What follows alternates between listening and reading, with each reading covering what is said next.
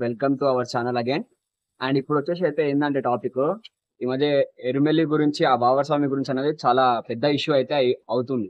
So స్వాములందరూ ఎందుకు అసలు visit చేయొద్దు, అసలు ఎరుమెల్లికి ఆ ఎరుమెల్లి బాబా స్వామి యొక్క మాస్క్ ని మనం ఎందుకు విజిట్ చేయాలి, ఆ అసలు బాబా స్వామికి మనకి ఏంటి సంబంధం, నిజంగానే అయ్యప్ప స్వామి బాబా స్వామికి ఆ వరం ఇచ్చాడా ఇవ్వలేడా, ఎందుకు ఇప్పుడు ఎన్నడూ లేనిది ఇన్ని సంవత్సరాల నుంచి లేనిది ఇప్పుడే ఎందుకు ఆ టాపిక్ మీద డిస్కషన్ వచ్చింది. సో ఇవన్నీ తెలుసుకోవాలంటే మన వీడియోలోకి వెళ్ళిపోయాం.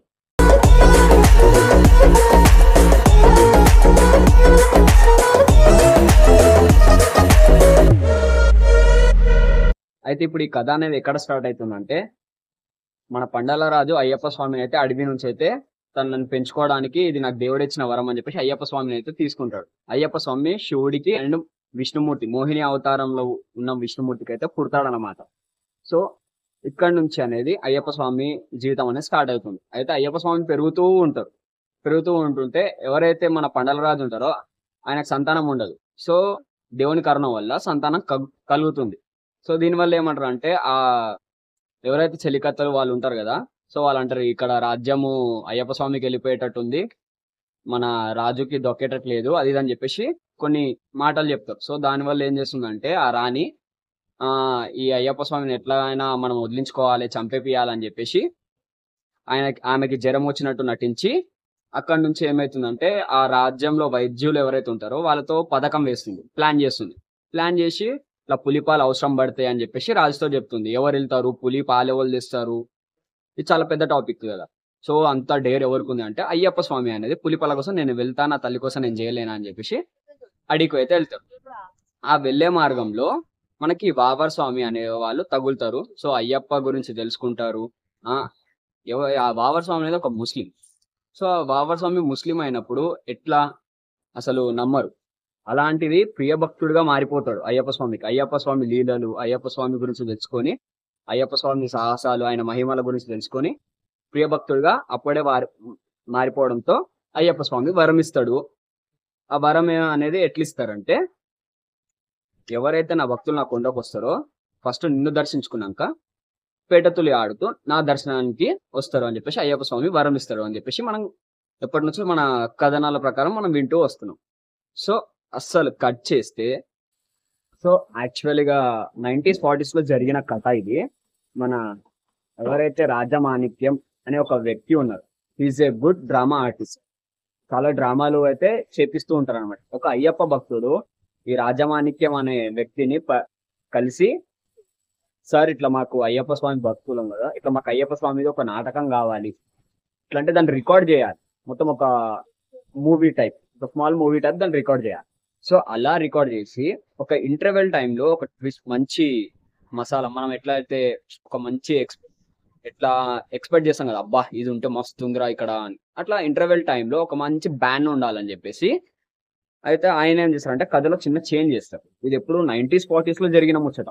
సో 90s 40s లో జరిగిన ముచ్చట కాబట్టి అయితే ఆయన మంచి డైరెక్టర్. సో ఏమైందంటే అక్కడ నుంచి స్టార్ట్ అయింది అసలు కథ. ఇక్కడ ఆయన ఏం రాశారంటే, ఈ బాబర్ స్వామి అనే ఏదైతే క్యారెక్టర్ ఉందో దాన్ని ఇంప్లిమెంట్ చేశారన్నమాట ఆ స్టోరీలో. ఎట్లా అయితే ఇప్పుడు నేను మీకు చెప్పాను కదా, ఇట్లా వస్తారు, అడ్డుకుంటాడు, అడ్డుకున్నాక పులిపాలు, ఇదంతా అనేది అందులో ఇంక్లూడ్ అయిపోయింది. సో దీని ఇప్పుడు ఎవరైతే కొత్త చూసే భక్తులు అయితే ఉంటారో ఈ మూవీని చూశారు, బాగా నచ్చింది అన్నట్టు. యాక్చువల్లీ ఆయన చేసింది అంటే హిందూ ముస్లిం కలయిక కోసం అన్నట్టు చేశారు, కానీ ఇది ఎక్కడ కూడా మన సాంప్రదాయంలో లేదు. సో ఇది ఒక డ్రామా త్రూ చాలా వైరల్ అయిపోయింది. సో ఇది ఫేక్ అనడానికి, ఏదైతే ఆ బాబర్ స్వామి అయ్యప్ప స్వామికి వరం ఇచ్చారు అనే ఏదైతే కాన్సెప్ట్ ఉందో దాని ఫేక్ అనడానికి కూడా ఇంకొక రీజన్ కూడా ఉంది, is a scientific reason. So అస్సలు కథ అనేది ఇప్పుడు మొదలవుతుంది. ఇప్పుడు మనం సైంటిఫిక్ గా మాట్లాడుకోండి. అయ్యప్ప స్వామి పుట్టి 10,000 సంవత్సరాలు అవుతుంది, అవునా? 10,000 సంవత్సరాల కన్నా ఇంకెక్కువనే. అప్పటికి క్రీస్తు పూర్వం వాళ్ళే. ఇస్లాం పుట్టి అయితే 1400 సంవత్సరాలు మాత్రమే అవుతుంది. సో 1400 సంవత్సరాల క్రితం పుట్టిన ఇస్లాంలో పుట్టిన ఎవరైతే ఒక వ్యక్తి, బాబర్ అనే వ్యక్తి, అయ్యప్ప స్వామిని ఎలా కలుస్తారు? టైం ట్రావెల్ అయితే చేయరు కదా నాకు తెలిసి. ఇస్లాం మతం అనేది కూడా అప్పటికి ఇంకా స్టార్ట్ కాలేదు. నేను ఇక్కడ ముస్లిమ్స్ తక్కువ చేసి ఏం మాట్లాడట్లేదు, బట్ ఒక సైంటిఫిక్ ప్రూఫ్ కోసం మనందరికీ అర్థం కావాలని, సనాతన ధర్మముని, అక్కడ జరిగే విషయాలని, అసలు ఇవంతా ఈ టాపిక్ గురించి డిస్కస్ చేయాలని మాత్రమే నేను మాట్లాడుతున్నాను.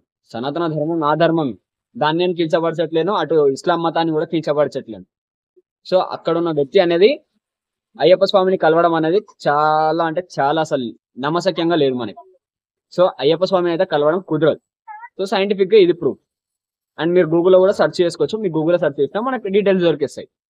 సో ఇక్కడ వచ్చిన ట్విస్ట్ ఏంటంటే, ఎవరైతే మన రాజమాణిక్యం పిల్లయ్య గారు అయితే ఆ డ్రామా అనేది ఏదైతే మూవీ టైప్ ఆఫ్ ఒక డ్రామా తీసారో దాని వల్ల వచ్చింది ఇది.